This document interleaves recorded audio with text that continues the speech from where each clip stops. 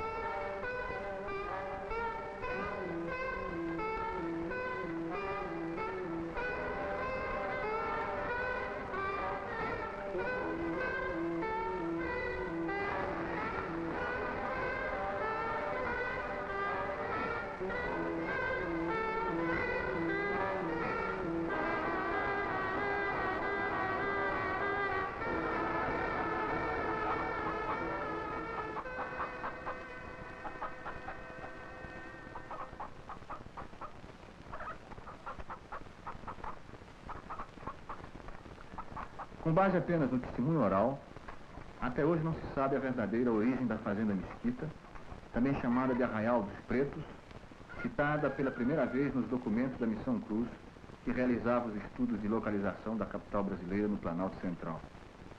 Para alguns, os mestiços que herdaram suas terras, vivendo hoje da lavoura de subsistência, descendem de antigo quilombo que se formou ali durante o apogeu do ouro em Goiás no século XVIII. Para outros, a propriedade que vem sendo repartida à medida que cresce o número de seus herdeiros só se diferencia dos outros vilarejos perdidos nos ermos dos cerrados goianos por se tratarem de pretos e mestiços solidários entre si e usando o mesmo nome de família.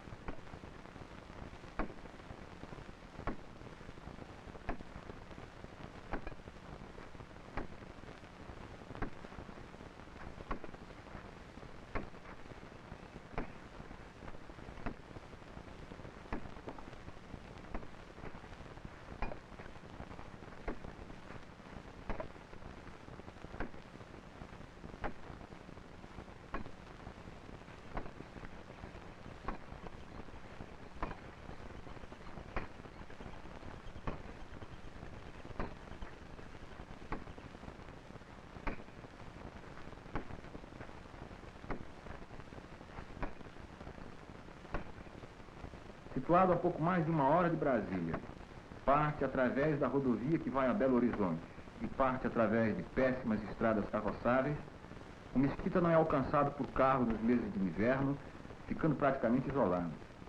Não possui luz elétrica ou outro qualquer traço de progresso, e o transporte dos gêneros que produz em pequena escala é feito em lombo de animal, e somente os mais abastados fretam viaturas para fazê-lo até Luisiânia, a cidade do ouro que seus avós escravos ajudaram a construir.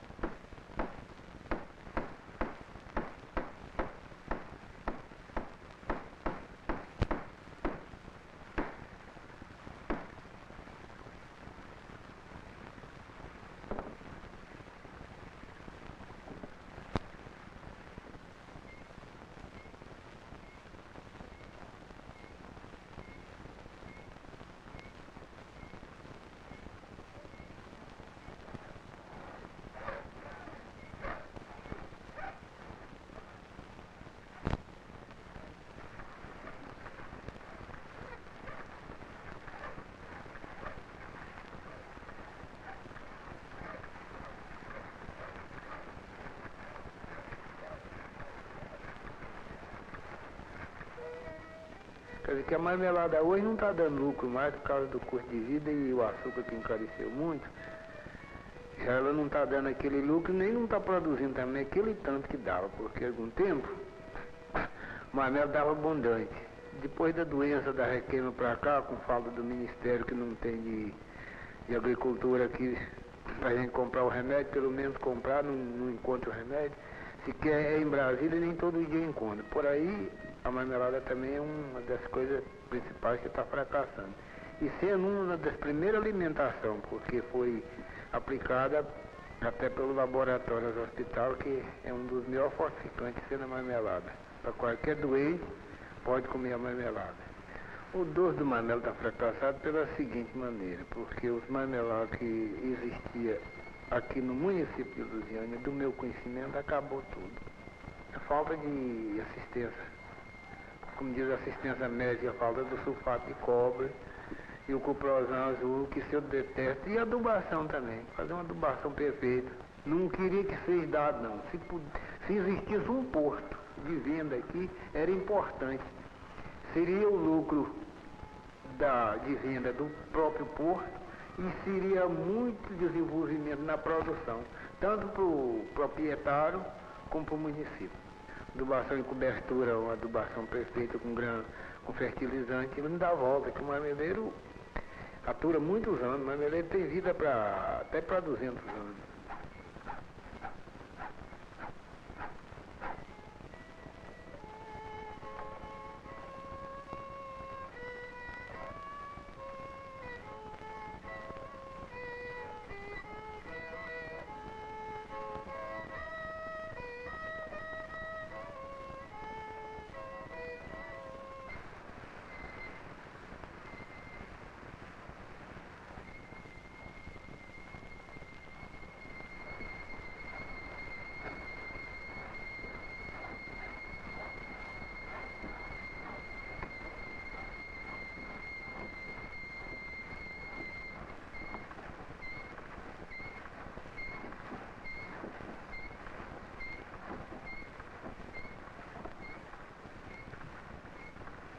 O contato entre os 800 habitantes do Arraial e Brasília é de iniciativa apenas dos mais moços, homens e mulheres, muitos deles já transferidos para as favelas do Distrito Federal, atraídos pelos descartes e a construção civil.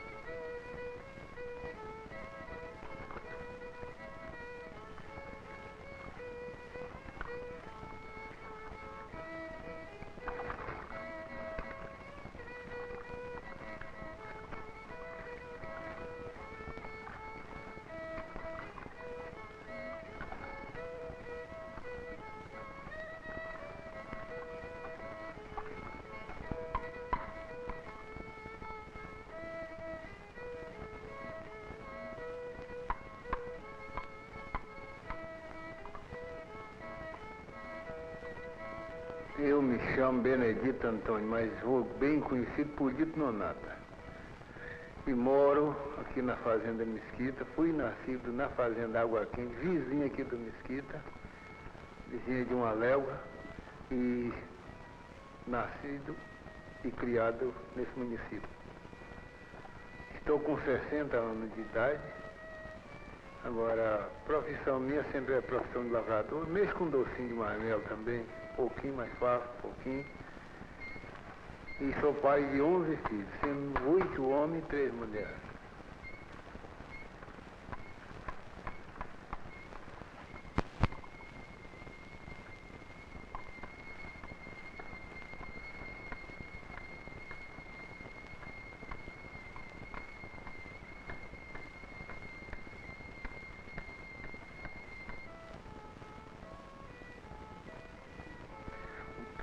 O que eu desejo na vida é a agricultura, que principalmente para o Mesquita. Era um ramo de agricultura aqui para nos ajudar.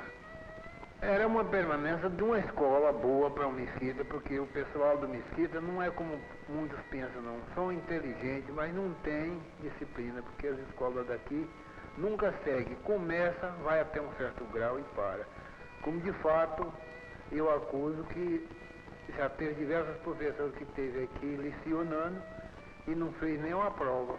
Termina a escola antes, tem nada. Atrasia muito grande coisa, porque sem a escola nós não somos nada, né? Porque se tivesse uma escola, todo mundo tinha medo de viver melhor. Porque não falta um emprego hoje procurando, mas cadê a escola? Cadê a formatura? Não tem.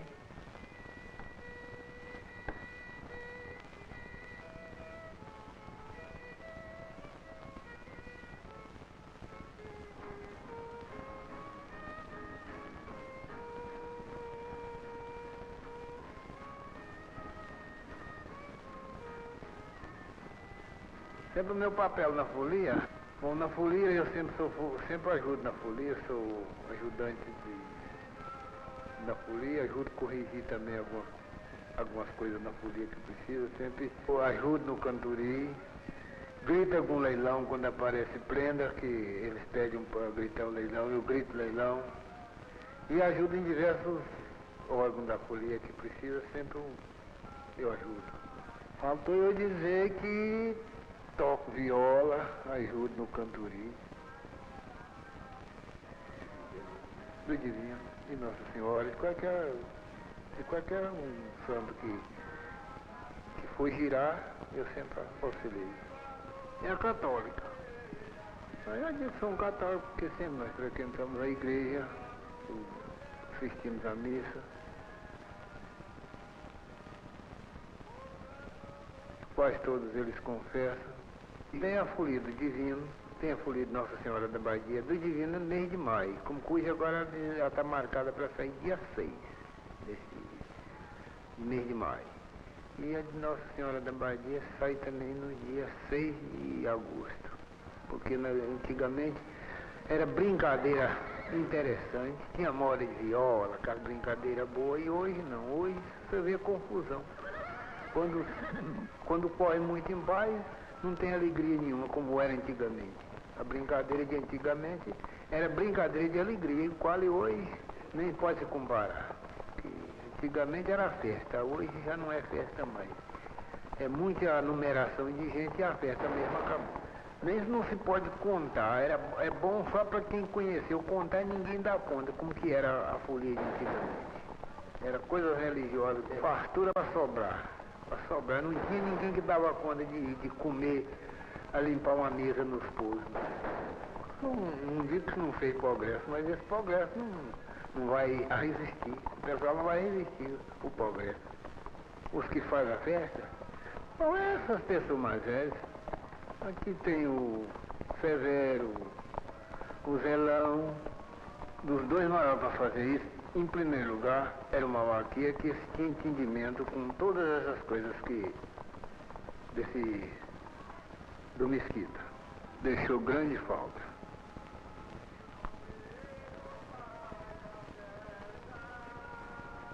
Em primeiro lugar, ele era um bom rezador de terço. Sempre rezava as novenas de Nossa Senhora da Badia e rezava terço aqui.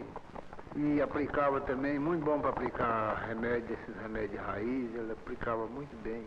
Inclusive procedência, ele dava detalhado certinho, sem mentira, sem aumento. E era verdade o que ele dizia. Sempre o Malaquia era um ditador de muita verdade. Eu sabia as histórias de procedência do Mesquita, inclusive esse Antônio Bueno que descobriu esse ouro em Lusiânia e voltou pro Riacho. Ele sempre contava essa história, mas não deixou por escrito, logo morreu. E o Etervino, sendo um irmão dele, o Etervino era uma pessoa muito formidável, muito bom carpinteiro, fazia diversas coisas, fazia mataburra, armador de casa, levantava uma casa, ele fazia o engenho de Moicana, ele fazia o engenho de Moicana muito bem feito, como de fato tem diversos aqui ainda feitos por ele, e depois disso fez muita falta em diversas coisas, em diversos ramos, nem só a parte carpinteira. Era um sujeito muito de confiança, muito bom, muito humilde, manso de natureza, sujeito que tinha muito prestígio e muito valor, de forma que a falta dele é formidável, é vista por todos, em toda parte, inclusive na cidade de Lusiânia, todo mundo reclama a falta do Eterno, que era uma boa pessoa, muito inteligente e muito curioso. Ele era tão curioso que conhecia até a forma da formiga trabalhar. Ele sentava assim, ele enxergava, e tinha uma vista formidável, enxergava até as olhos de formiga. E o quê? A vista enxergava tão bem que ele conhecia até como é que a formiga trabalhava. Na parte carpinteiro, ele deixou muito grande falta. Era um carpinteiro muito bom para fazer casa. Tem diversas casas aqui que ele ajudou a fazer, outras ele pegou e fez. O Eterno morreu acidentado no asfalto. Ele vinha de Lusiânia e ninguém queria que ele visse. Esse dia parece que era dia mesmo dele morrer, porque ninguém queria que ele visse. Eu saí de lá a base das 7 horas da noite para vir para o Mesquita. Aí na estrada de Lusiânia, abaixo do Morro Mané Francisco, falado antigamente, que hoje é o Parque Alvorada, para cá do Parque Alvorada, ao lado do Mesquita, um caminhão pegou, ele bateu e passou o caminhão nele. Durante a noite, foi poucos caminhões que saíram fora, mas a cabeça dele virou uma praça. Ninguém desformou que ninguém conhecia quem era o Eterno pelo cadáver. Era irmão do finado Malaquia também, Teixeira Magalhães. De forma que morreram os dois irmãos, sendo dois homens que fez muita falta no Mesquita. Com a valorização das terras em torno de Brasília, o Mesquita é hoje um reduto ameaçado pela especulação e muitos dos seus proprietários já abdicaram de seus títulos de posse em favor de ilusórias vantagens das imobiliárias, à procura de chácaras e sítios para seus clientes da cidade. Fechado sobre si mesmo e sem condições de resistir a transformações de que não participa, o pequeno mundo do Mesquita sente-se desagregar. Esvaídos todos os valores que o formaram, conspurcadas as suas terras, apaga-se lentamente a sua memória pela morte dos mais velhos, detentores das tradições. E ao mesmo tempo assiste, sem nada poder fazer, à evasão dos mais moços que partem em busca da cidade.